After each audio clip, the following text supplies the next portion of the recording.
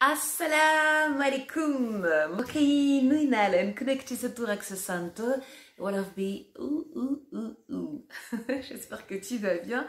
Alors, cette vidéo aujourd'hui, elle est consacrée à un autre interdit. Je sais, ça va être difficile. Wallahi Azim, je sais. C'est le café. Et le thé dans une moindre mesure. Mais le café. Je sais qu'il y a des grands et des grosses amatrices et amateurs de café qui sont en train de regarder cette vidéo.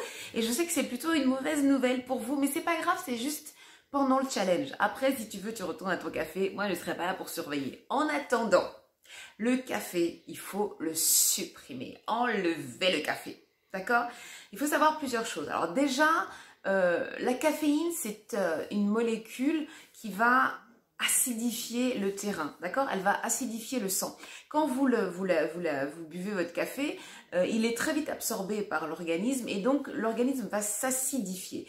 Qu'est-ce qui va se passer? Vous allez aller puiser, parce que le corps il est intelligent, il va aller puiser dans les réserves de minéraux comme le calcium, comme le magnésium pour contrecarrer cette acidité. Donc plus vous avez une consommation importante de café, plus votre corps va puiser dans ses réserves de magnésium et de calcium, ce qui va entraîner de l'ostéoporose, de l'arthrose, des maladies articulaires, etc. D'accord? Donc ça, c'est l'une des conséquences du café.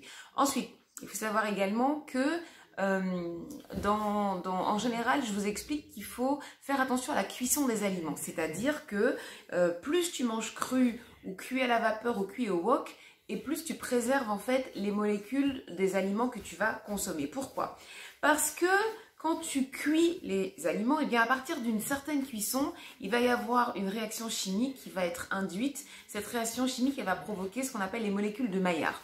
Maillard, c'est le type qui a fait la découverte. Et donc, les molécules de Maillard, en fait, c'est donc cette pellicule qui va apparaître sur les aliments quand ils vont être trop cuits, frits ou grillés, par exemple. Un exemple, le pain que tu mets au four, quand il ressort avec la croûte marron qu'on aime bien, là, qui croustille, eh ben, ça, c'est des molécules de Maillard. Ton croissant qui est doré, là, eh ben, ça, c'est des molécules de Maillard. Ton dibi ou ta cuisse que tu fais au barbecue ou à la grille, au grill ou au four, le marron ou le noir, ce sont des molécules de Maillard. Donc, le café, qui est une graine qui va être torréfiée, d'accord?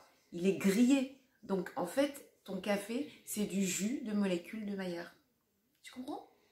Voilà. Ensuite, il faut savoir aussi que le café va freiner l'absorption de certaines vitamines, comme la vitamine B par exemple.